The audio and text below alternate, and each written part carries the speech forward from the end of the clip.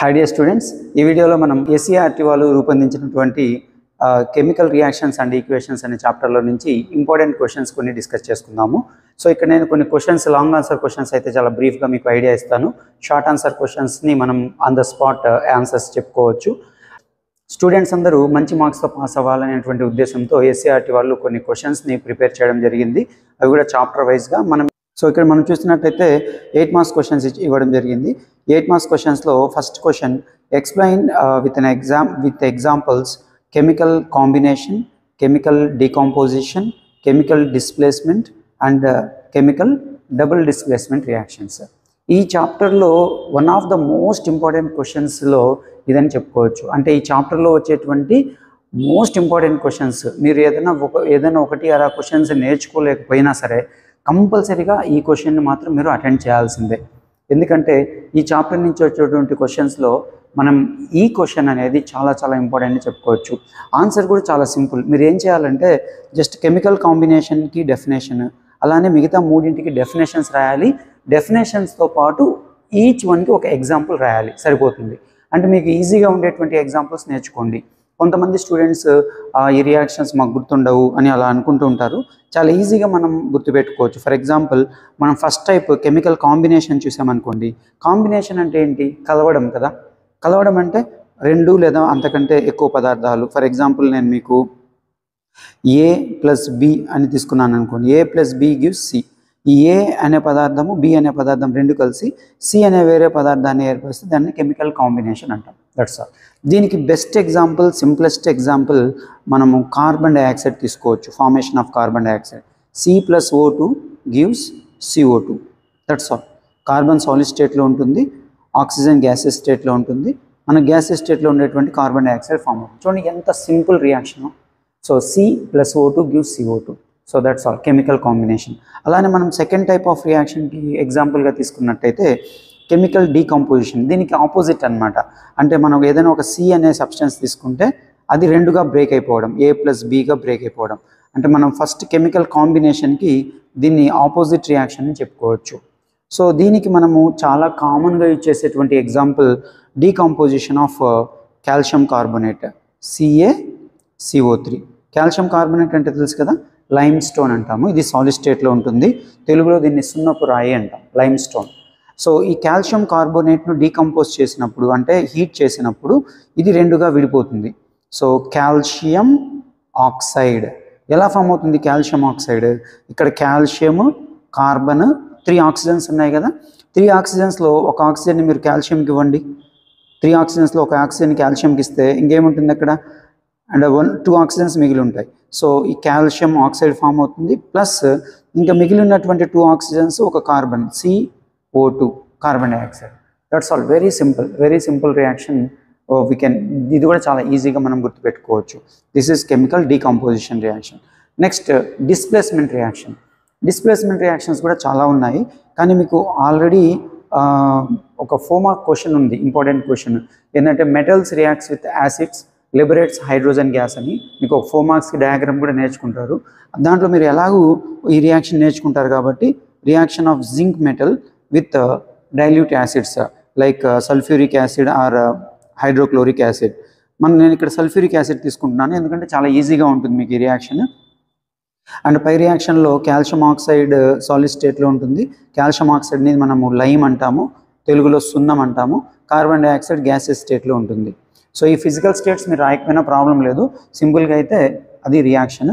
Next zinc గ్రాన్యువల్స్తో hydrochloric sulphuric acid react అయితే చాలా చూడండి. ఇదేంటి, ఏం చెప్తున్నా? ఇది డిస్ప్లేస్మెంట్ రియాక్షన్ అని చెప్పాను కదా.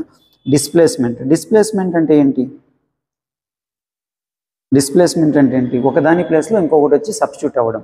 దీన్ని సబ్స్టిట్యూషన్ రియాక్షన్ అని కూడా చెప్పుకోవచ్చు. ఇక్కడ హైడ్రోజన్ ఉంది కదా, ఈ హైడ్రోజన్ ప్లేస్లో జింక్ వచ్చి సబ్స్టిట్యూట్ అవుతుంది. That's all. సో ఈ రెండింటి యొక్క ప్లేసెస్ని మీరు ఇంటర్చేంజ్ చేయండి. జింక్ ప్లేస్లో హైడ్రోజన్, హైడ్రోజన్ ప్లేస్లో జింక్. సో నేను ఫస్ట్ జింక్ ప్లేస్లో హైడ్రోజన్ రాస్తాను, H2 hydrogen gas, plus hydrogen ప్లేస్లో జింక్ రాశాను అనుకోండి, ZnSO4. అంతే కదా, అయిపోయింది. సో మీరు జస్ట్ రియాక్టెంట్స్ గుర్తుపెట్టుకుంటే ప్రోడక్ట్స్ రాసేయచ్చు. That's easy. సో చాలామంది స్టూడెంట్స్ కెమికల్ రియాక్షన్స్ని చూసి ఫస్ట్ భయపడతారు. ఫస్ట్ మీరు చేయాల్సినటువంటి పని ఏంటంటే మీ మనసులో ఉండేటువంటి భయాన్ని తీసేయండి. రియాక్షన్స్ని అండర్స్టాండ్ చేసుకొని మీరు నేర్చుకుంటే మీకు చాలా రోజుల వరకు గుర్తుంటాయి. అలా కాకుండా if you by heart the reactions you will forget very easily quickly. మనం ఆ ఎగ్జామ్ రాసేంత వరకు, అంటే మీ స్కూల్ లెవెల్లో జరిగేటువంటి ఎగ్జామ్ రాసేంత వరకు మాత్రమే మీకు గుర్తుంటాయి, కానీ ఆ తర్వాత మర్చిపోతారు. Next last one, double displacement reactions. ఇక్కడ మనము NaCl ప్లస్ AgNO3 తీసుకోవచ్చు. ఇది కూడా చాలా కామన్ రియాక్షన్స్. ఈ కామన్ రియాక్షన్స్ ఏంటంటే మనకు ఇక్కడే 10th క్లాస్లోనే కాకుండా హయ్యర్ క్లాసెస్లో కూడా ఇవి యూజ్ అవుతాయి. ఇక్కడ మీరు ఈ రియాక్షన్స్ని ఈజీగా గుర్తుపెట్టుకోవడానికి సోడియం క్లోరైడ్ అంటే తెలుసు కదా, మనం డైలీ యూజ్ చేసేటువంటి సాల్ట్. అండ్ సిల్వర్ నైట్రేట్ అనేది ఒక కెమికల్ రియేజెంట్ ఇది. అండ్ దీన్ని మీరు ఈజీగా నేర్చుకోవడానికి ఒక పని చేయండి, Na+Cl-, Ag+NO3-. మీరు ఏం చేస్తారంటే, ఇప్పుడే నేను చెప్పాను కదా పై రియాక్షన్లో డిస్ప్లేస్మెంట్ రియాక్షన్లో ఏమైంది, జింక్ అండ్ హైడ్రోజన్ రెండు ఒకదానికొకటి ఇంటర్చేంజ్ అయ్యాయి కదా, ఈ రెండు ప్లేసెస్ ఇంటర్చేంజ్ చేసుకున్నాయి కదా. సిమిలర్లీ ఇక్కడ ఏం చేస్తారంటే Na ప్లేస్లో Ag రాయండి, Ag ప్లస్లో Na రాయండి. ఆ రెండింటిని ప్లేసెస్ మార్చండి. Na ప్లస్ Ag ప్లస్ ఈ రెండు ప్లేసెస్ని ఇంటర్చేంజ్ చేసుకున్నాయి అనుకోండి, ఏమవుతుంది, ఫస్ట్ నేను Na ప్లస్లోకి Ag రాస్తున్నాను. సో అప్పుడు నాకు AgCl ఫామ్ అవుతుంది. ఈ AgCl అనేది ఒక ప్రెసిపిటేట్ ఫామ్ అవుతుంది, silver chloride white precipitate. So దీనికి యారో మార్క్ డౌన్వర్డ్స్లో చూపిస్తున్నాను. అండ్ రెండవది Na combines with NaNO3. That's all. మీరు రియాక్టెంట్స్ గుర్తుపెట్టుకొని ప్రోడక్ట్స్ రాయగలిగి ఉండాలి. సో అలా మీరు నేర్చుకుంటే చాలా ఈజీగా ఈ కెమికల్ రియాక్షన్స్ని మీరు నేర్చుకోవచ్చు. నెక్స్ట్ సెకండ్ క్వశ్చన్ చూడండి, what is chemical reaction and how many types of chemical reactions are there, explain each one with example. ఇప్పుడు మనం డిస్కస్ చేసుకున్నాం కదా ఫస్ట్ క్వశ్చన్, ఆ ఫస్ట్ క్వశ్చన్లో మీరు just what is chemical reaction అనే దానికి ఆన్సర్ రాస్తే సరిపోతుంది. So what is chemical reaction, chemical reaction అంటే ఏంటి, ఆ డెఫినేషన్ రాయండి. How many types of chemical reactions are there అంటే there are 4 types of chemical reactions: combination, decomposition, displacement and chemical double displacement. And we explain each one with example. అంటే already మనం first క్వశ్చన్లో discuss చేసుకున్నాం కదా, అవే examples రాస్తాం. ప్రతిదానికి definition ఒక example, definition example, that's all. అంటే మీకు సెకండ్ క్వశ్చన్ సపరేట్గా నేర్చుకోవాల్సిన అవసరం లేదు. ఫస్ట్ క్వశ్చన్ సెకండ్ క్వశ్చన్ రెండు కూడా almost same, with a simple difference is what is chemical reaction అనే ఒక పదాన్ని, వాట్ ఈజ్ కెమికల్ రియాక్షన్ అనే దానికి మీరు ఆన్సర్ రాయాలి అంతే. నెక్స్ట్ థర్డ్ క్వశ్చన్ చూసినట్టయితే, what are the differences between displacement and double displacement reactions, write equations for these reactions. Already మనము ఫస్ట్ క్వశ్చన్లో డిస్ప్లేస్మెంట్ రియాక్షన్స్ అంటే ఏంటి, డబుల్ డిస్ప్లేస్మెంట్ రియాక్షన్స్ అంటే ఏంటి అనేది నేర్చుకుని ఉంటారు. సో డిస్ప్లేస్మెంట్ రియాక్షన్కి డెఫినేషన్ రాయండి, ఎగ్జాంపుల్ రాయండి. అలానే డబుల్ డిస్ప్లేస్మెంట్ రియాక్షన్కి డెఫినేషన్ రాయండి అండ్ ఎగ్జాంపుల్ రాయండి, సరిపోతుంది, బ్రీఫ్గా సరిపోతుంది. అంటే ఇంకా మీరు డీటెయిల్గా నేర్చుకోవాలనుకుంటే whatever given the material in your material, మీ క్లాస్లో మీ టీచర్స్ డిస్కస్ చేసినటువంటి, టీచర్స్ నేర్పించినటువంటి పాయింట్స్ని మీరు నేర్చుకుంటే సరిపోతుంది. అంటే నేను ఇక్కడ మీకు బ్రీఫ్ ఐడియా ఇస్తున్నాను, కంప్లీట్ ఆన్సర్ అయితే ఎక్స్ప్లెయిన్ చేయట్లేదు. దీన్ని మీరు ఎలా ఈజీగా నేర్చుకోవచ్చు అనే విషయాన్ని మీకు ఇన్ఫార్మ్ చేస్తున్నాను అంతే. సో నెక్స్ట్ ఫోర్త్ క్వశ్చన్ చూడండి, it's also one of the important questions. Okay, actually అన్నీ కూడా ఇంపార్టెంట్ క్వశ్చన్సే, ఎందుకంటే ఎస్సీఆర్టీ వాళ్ళు 10th క్లాస్ స్టూడెంట్స్కి యూస్ఫుల్గా ఉండడానికి ప్రిపేర్ చేసినటువంటి క్వశ్చన్స్ అనమాట ఇవన్నీ కూడా. సో కరోజన్ అంటే ఏంటి, definition, rancidity definition, oxidation, reduction. And నా సజెషన్ ఏంటంటే కరోజన్కి డెఫినేషన్ ప్లస్ ఒక ఎగ్జాంపుల్, ర్యాన్సిడిటీకి డెఫినేషన్ ఎగ్జాంపుల్, ఆక్సిడేషన్కి definition example, reduction definition example. ప్రతిదానికి డెఫినేషన్ ఎగ్జాంపుల్ నేర్చుకుంటే ఒకవేళ క్వశ్చన్ని కొద్దిగా మార్చి what is corrosion, give an example అన్నప్పుడు మీరు కరోజన్ డెఫినేషన్ రాయగలరు అండ్ దానికి ఎగ్జాంపుల్ కూడా రాయగలరు. అంటే ఇంకా మోస్ట్ ఇంపార్టెంట్ పాయింట్ ఏంటంటే ఈ ఫస్ట్ 2 ఉన్నాయి కదా, కరోజన్ అండ్ ర్యాన్సిడిటీ. ఈ కరోజన్ అండ్ ర్యాన్సిడిటీ ఈ రెండింటికి మాత్రం మీరు డెఫినేషన్ ఎగ్జాంపుల్స్తో పాటు వాటిని ఎలా ప్రివెంట్ చేయగలము, ప్రివెన్షన్ మెథడ్స్ కూడా చాలా ఇంపార్టెంట్ అనమాట. 1 మార్క్ అండ్ 2 మార్క్స్ క్వశ్చన్స్లో చాలా ఫ్రీక్వెంట్గా వాటి గురించి క్వశ్చన్స్ ఇస్తున్నాడు. Next one, balancing of chemical reactions. Very very important, most important point అనమాట. సో మీరు ఓవరాల్గా నన్ను ఏదైనా క్వశ్చన్ అడిగారు అనుకోండి, sir chemical reactions and equations అనే చాప్టర్లో 2 మోస్ట్ ఇంపార్టెంట్ క్వశ్చన్స్ ఏమన్నా చెప్పమంటే నేను చెప్పేది first types of chemical reactions. First question ఉంది కదా, 4 టైప్స్ ఆఫ్ కెమికల్ రియాక్షన్స్, వాటికి examples. And second question balancing of chemical reactions. ఈ బ్యాలెన్సింగ్లో కూడా చాలామంది కన్ఫ్యూజ్ అవుతుంటారు. చాలా ఈజీ. మీరు జస్ట్ ఒక 20 minutes, హాఫ్ అన్ అవర్ వాటి ముందు కూర్చొని ప్రాక్టీస్ చేయండి. ఫస్ట్ మీ టీచర్తో ఒకసారి ఎక్స్ప్లెయిన్ చేయించుకోండి. ఎక్స్ప్లెయిన్ చేయించుకున్న తర్వాత వాటిని ఒకసారి చూడండి. బై హార్ట్ చేయొద్దు. Just try to understand how we have to balance the chemical reaction. That's all. నేను ఇక్కడ ఈ వీడియోలో ఈ రియాక్షన్స్ అన్నిటిని ఎక్స్ప్లెయిన్ చేయట్లేదు. అండ్ నెక్స్ట్ వీడియోలో పాసిబుల్ అయితే నేను ఆల్రెడీ మీకు వీటికి బ్యాలెన్స్ చేసేటువంటి వీడియోస్ చాలా దొరుకుతాయి. నేను కూడా మీకు చెప్పడానికి ట్రై చేస్తాను. అండ్ ఈ వీడియోలో ఏంటంటే ఈ చాప్టర్లో ఉండేటువంటి మెయిన్ క్వశ్చన్స్కి సంబంధించినటువంటి ఒక ఐడియా మీకు ఇద్దామనే ఈ ఉద్దేశంతో ఈ వీడియో చేస్తున్నాను. సో ఇంకొక మోస్ట్ ఇంపార్టెంట్ పాయింట్ ఏంటంటే, మీకు కాంపిటేటివ్ ఎగ్జామ్స్లో లాగా టెక్స్ట్ బుక్లో లేనటువంటి రియాక్షన్స్, ఈక్వేషన్స్ ఏమీ ఇవ్వరు. 10th class పబ్లిక్ ఎగ్జామ్లో whatever the balancing reactions are there in your textbook, only those questions will be asked in the final exam. కాబట్టి మీరు మీ టెక్స్ట్ బుక్లో ఉండేటువంటి క్వశ్చన్స్ని ప్రాక్టీస్ చేసుకుంటే సరిపోతుంది. వాటిలో ఈజీగా ఉండే వాటిని ఫస్ట్ ప్రాక్టీస్ చేయండి. డిఫికల్ట్గా ఉండే వాటిని 2-3 సార్లు రివిజన్ చేయండి. మీ టీచర్స్ చేత ఇంకొకసారి వాటిని ఎక్స్ప్లెయిన్ చేయించుకోండి. So you will get easily understand this. And next one, ఇది కూడా 6th క్వశ్చన్ కూడా బ్యాలెన్సింగే. 5th క్వశ్చన్లో మీకు ఏంటంటే రియాక్షన్స్ ఇచ్చి వాటిని బ్యాలెన్స్ చేయమన్నారు. అండ్ 6th క్వశ్చన్లో అక్కడ కెమికల్ ఫార్ములాస్ ఏమి ఇవ్వకుండా వాటి నేమ్స్ ఇచ్చి వాటిని బ్యాలెన్స్ చేయమన్నారు. చూడండి, write the balanced chemical equations for the following.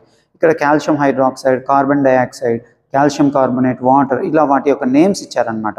వీటిని మీరు ఆన్సర్ చేయాలంటే వాటి గురించి మీకు అంటే వాటి ఫార్ములాస్ కూడా మీకు తెలిసి ఉండాలి, లేదంటే మీరు చేయలేరు.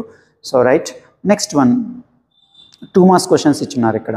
సో 2 marks క్వశ్చన్స్ చాలా సింపుల్. మీరు కావాలంటే మీ దగ్గర ఈ మెటీరియల్ ఉంటుంది, లేదంటే ఈ పీడిఎఫ్ని నేను ఈ వీడియో డిస్క్రిప్షన్లో కింద ఇస్తాను.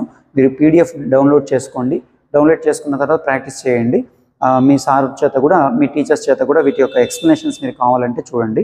సో ఇక్కడ చూడండి, first question, predict and write why exhalation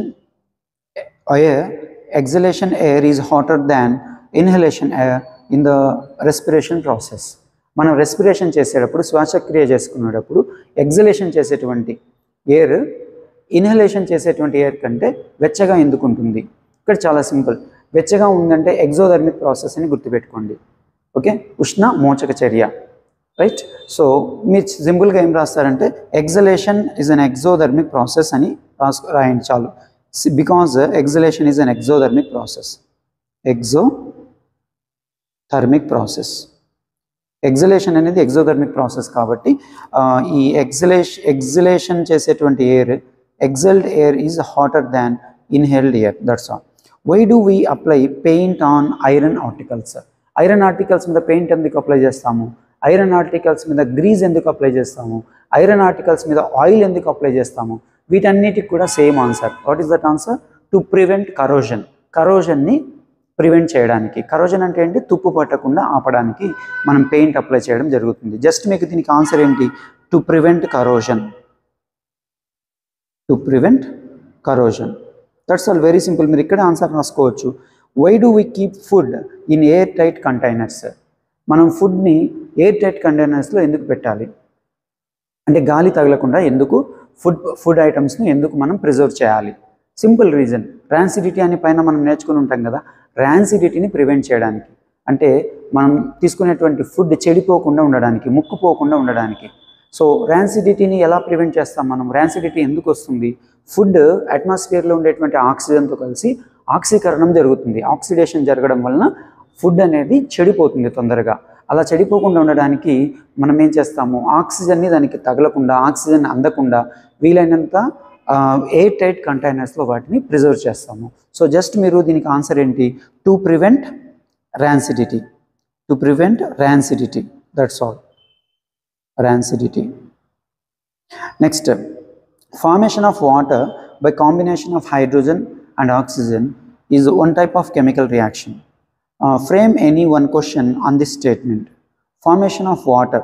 Water form avadam anedi by the combination of see here 2H2 plus O2 gives 2H2O. మీరు రియాక్షన్ రాయకపోయినా ప్రాబ్లం లేదు, అండ్ ఇక్కడ రియాక్షన్ రాయాలని ఏం మనల్ని క్వశ్చన్లో ఏం అడగలేదు. సో కాబట్టి మీరు రియాక్షన్ గురించి వరీ అవ్వద్దు. సో ఇక్కడ రియాక్షన్లో చూడండి, హైడ్రోజన్ గ్యాసెస్ స్టేట్లో ఉంటుంది, ఆక్సిజన్ కూడా గ్యాసెస్ స్టేట్లో ఉంటుంది, వాటర్ జనరల్గా లిక్విడ్ స్టేట్లో ఉంటుంది. మన క్వశ్చన్ ఏంటి, ఇక్కడ మనం ఏదైనా ఒక క్వశ్చన్ని ఫ్రేమ్ చేయాలి.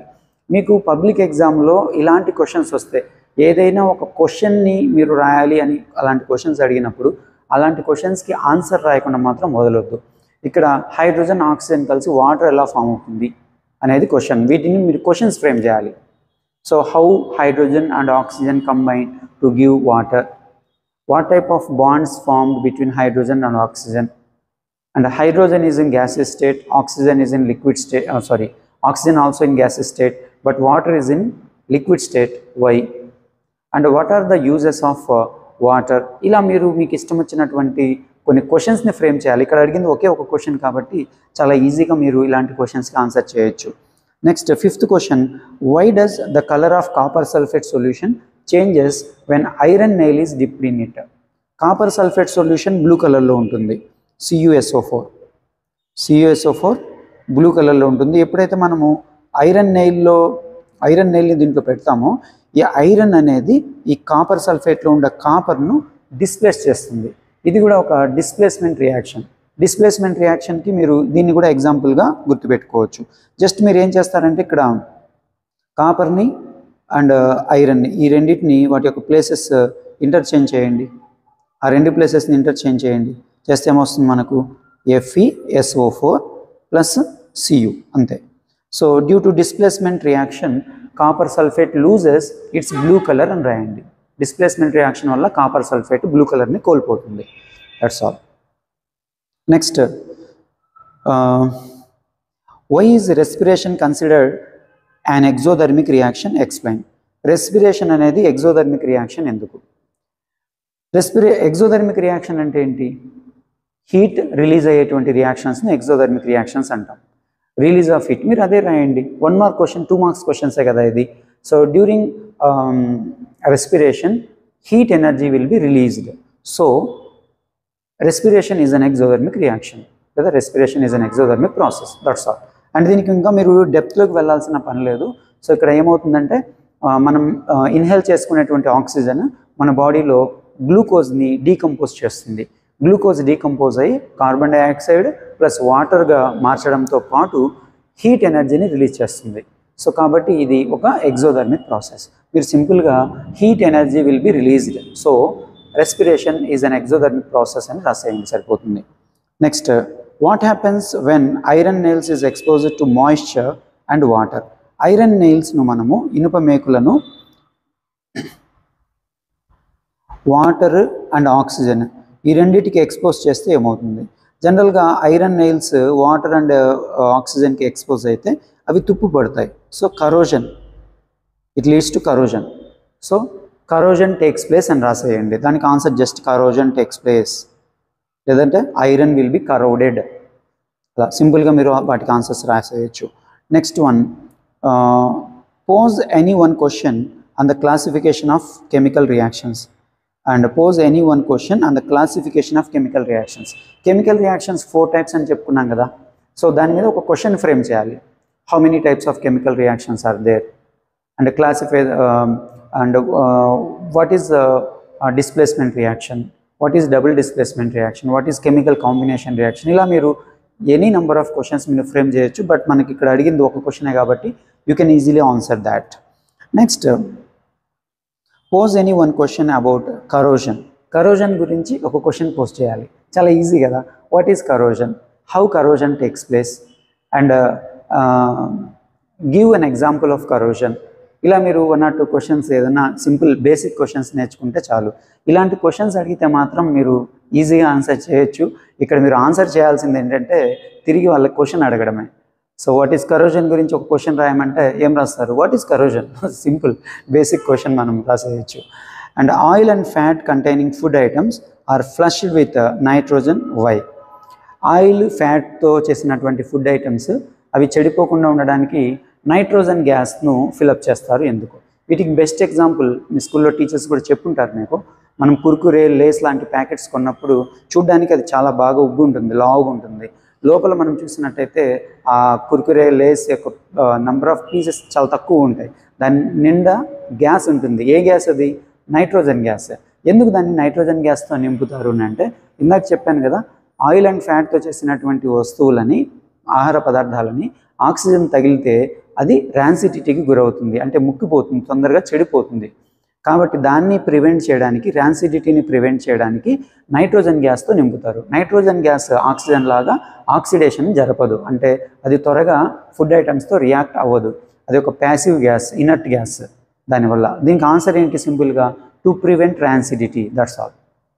Next, why hydrogen peroxide is kept in coloured bottles.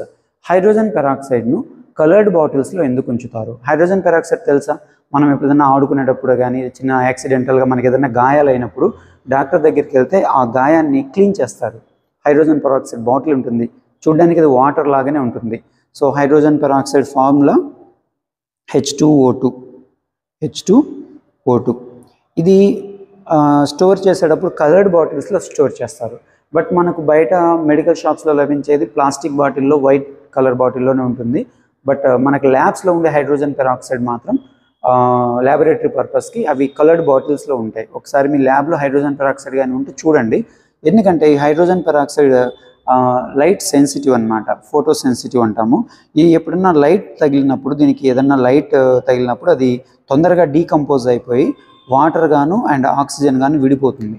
So ఈ డీకంపోజిషన్ రియాక్షన్ను ప్రివెంట్ చేయడానికి, ఆపడానికి హైడ్రోజన్ పెరాక్సైడ్ను కలర్డ్ బాటిల్స్లో స్టోర్ చేయడం జరుగుతుంది. ఓకేనా? So just to prevent decomposition of hydrogen peroxide, మీరు just to prevent the decomposition of hydrogen peroxide అని రాస్తే సరిపోతుంది. Why should a magnesium ribbon is cleaned before burning in air. Magnesium రిబ్బన్ను బర్న్ చేసే ముందు ఎందుకు మనం క్లీన్ చేయాలి? మెగ్నీషియం రిబ్బన్ మీరు చూసారో లేదో నాకు తెలియదు. బట్ మెగ్నీషియం పౌడర్ని మనం దివాళీ అప్పుడు క్రాకర్స్లో ఇచ్చేస్తాము. బాగా చాలా బ్రైట్గా అది మండుతుంది, చాలా బ్రైట్ లైటింగ్ని మనకిస్తుంది. సో ఇక్కడ ఈ మెగ్నీషియం రిబ్బన్ను మనం బర్న్ చేసే ముందు దాన్ని ఎందుకు మనము క్లీన్ చేయాలి అంటే, మెగ్నీషియం రిబ్బన్ను ఎక్కువ కాలం మనం అలానే వదిలేస్తే అది అట్మాస్ఫియర్లో ఉండే ఆక్సిజన్తో కలిసి మెగ్నీషియం ఆక్సైడ్ ఫామ్ అవుతుంది. ఈ మెగ్నీషియం ఆక్సైడ్ అనేది ఫామ్ అయ్యి దానిపైన ఒక లేయర్ లాగా ఫామ్ అవుతుంది. మనం దాన్ని మండించినప్పుడు అది సరిగా మండదు. కాబట్టి దీన్ని ప్రివెంట్ చేయడానికి మనం ఏం చేస్తామంటే, ముందు దాన్ని ఒక శాండ్ పేపర్తోనో, ఒక క్లీన్ క్లాత్తోనో, రఫ్గా ఉండే క్లాత్తోనో తీసుకొని బాగా క్లీన్ చేస్తాం. క్లీన్ చేసిన తర్వాత దాన్ని హీట్ చేస్తే మనము త్వరగా మనకు మెగ్నీషియం అనేది బాగా బర్న్ అవుతుంది. మెగ్నీషియం మండి magnesium plus oxygen gives 2 MgO magnesium ఆక్సైడ్ను ఇస్తుంది. సో మీరేం చెప్తారు ఇక్కడ? And to remove magnesium oxide layer, అని రాస్తే సరిపోతుంది. సో ఇవి మనకు first chapter chemical reactions and ఈక్వేషన్స్లో ఉన్నటువంటి కొన్ని important questions. These questions are prepared by ACRT and these questions are said to be very important questions, and each and every student must and should learn these